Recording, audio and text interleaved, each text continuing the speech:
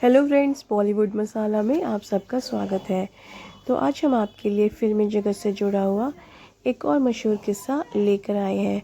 तो आइए जानते हैं उसके बारे में। आखिर राज कपूर ने देवानंद से ये क्यों कहा कि तुमने मेरी हीरोइन चुरा ली। आज हम इन्हीं के एक मशहूर किस्से की बात आपसे कर रहे हैं।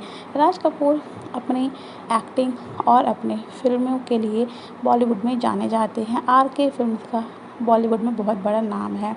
लेकिन क्या आप जानते हैं कि राज कपूर और नरगिस की जोड़ी को हिंदी सिनेमा की बेस्ट जोड़ी माना जाता था।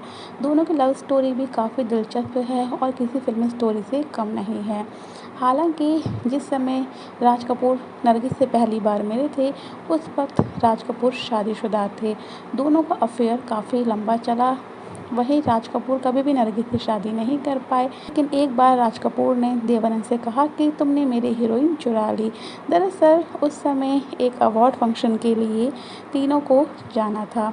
वहाँ पे हिंदी फिल्म की स्क्रीनिंग होनी थी, जिसमें 2 बीघा ज़मीन, आंधियाँ, राही और आवारा शामिल थी। ये फ़िल्म फेस्टिवल 1953 में वेनिस इंटरनेशनल फ़िल्म फेस्टिवल था, जिसमें बॉलीवुड के कई सितारे मौजूद थे। वहीं पे देवानंद, राज कपूर और नरगिस भी गए थे। फ़िल्म फेस्टिवल से फ्री होने के बाद जब नरगिस, राज कपूर और देवानंद साथ में खाना खाने लगते हैं, तब वहाँ से एक इटालियन महिला होके गुजरती है।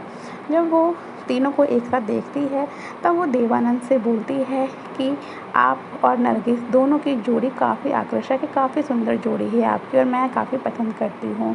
जब राज कपूर उसकी बात सुनते हैं तो हँसने लग जाते हैं। वो देवानंद से बोलते हैं कि नरगिस तो मेरी है, पर वाह, तुमने तो मेरी हीरोइन को ही चुरा लिया। जिस पे राज कपूर की बात सुनते हुए देवानंद पीछे हटते हैं और मुस्कुराते हुए कहते हैं, नहीं राजू, ये मुझसे नहीं हो पाएगा, ये तो तुम्हारी ही है। देवानंद और राज कपूर की बात सुनते ही नरगिस उन्हें टोकती है और बोलती है कि दोनों शांत हो जाइए, ऐसा कुछ भी नहीं है। आपको बता दें कि राज कपूर और नरगिस दोनों के रिलेशनशिप 9 सालों तक चला था। दरअसल राज कपूर और नरगिस का रिलेशनशिप लंबे 9 सालों तक चला। राज कपूर जब नरगिस से मिले थे, उस वक्त वो शादीशुदा थे। राज कपूर एक बार नरगिस के घर पे उनकी माँ से किसी काम से मिलने गए थे। जब नरगिस गेट खोलती है तो वो पहली बार नरगिस को देखते हैं।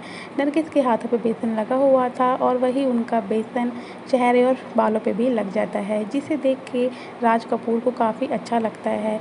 यही सीन राज कपूर ने अपने फिल्म बॉबी में भी डलवाया था। इस सीन में भी जब डिम्पल कपाड़िया ऋषि कपूर के लिए गेट खोलती है तो उसके चेहरे पे और फेस पे बेसन लग जाता है।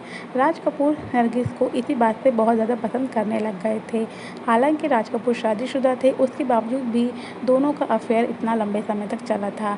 राज कपूर हमेशा हर जगह नरगिस के साथ ही जाया करते थे, यहाँ तक कि दोनों एक दूसरे को काफ़ी पसंद भी करते थे। एक बार नरगिस राज कपूर का वेट कर रही थी, लेकिन राज कपूर उनसे मिलने नहीं आ पाते हैं। तब नरगिस उनके घर जाकर देखती है तो वो देखती है कि राज कपूर अपने घर पर पार्टी कर रहे हैं। जहाँ वो जब अंदर जाती है तो वो देखती है कि राज कपूर अपनी वाइफ को गले में सेट पहना रहे हैं। ये देख के नरगिस बुरी तरह टूट जाती है, जिसके बाद नरगिस काफ़ी ज़्यादा रोती है और वो समझ गई थी कि राज कपूर कभी भी अपने वाइफ को तलाक नहीं दे पाएंगे और ना ही वो मुझसे कभी शादी कर पाएंगे। जिसके बाद नरगिस राज कपूर से हमेशा के लिए मिलना बंद कर देती है। राज कपूर ने जब नरगिस की शादी की खबर सुनी थी तो वो बुरी तरह टूट गए थे। खुद उनकी पत्नी ने एक इंटरव्यू में बताया था कि वो अक्सर रात को घर देर से आया करते थे और बाथ टब में लेटकर बहुत देर देर तक रोते थे। राज कपूर की पत्नी का कहना था, मुझे पता था कि वो नरगिस को याद करते हुए रो रहे थे, लेकिन मैं कुछ नहीं कर सकती थी, क्योंकि नरगिस की शादी के बाद से राज कपूर बुरी तरह टूट गए थे। हम सभी जानते हैं कि नरगिस और सुनील दत्त ने जब शादी की थी तो उससे पहले उन्होंने फ़िल्म की थी मदर इंडिया।